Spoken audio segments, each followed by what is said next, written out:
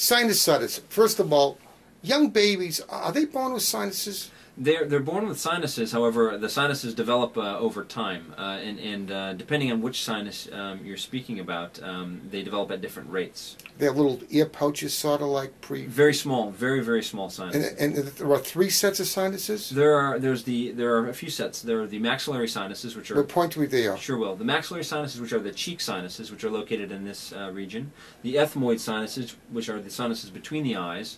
There's the frontal sinuses, which encompass the area of the forehead. And then there's one more called the sphenoid sinus, which is actually way in the back of the nose, sort of under the brain. Why do we have sinuses? It's a very good question. It's a hotly debated topic, and if you opened an ENT textbook, you would find various hypotheses, but we don't really know. Some people think it has to do with balance as we were evolving, and other people think it has to do with resonance in our body when we speak, and we don't honestly know. The inside of the nose is our main humidification system, and we know that that's very important for humidification. The sinuses are a bit of an enigma.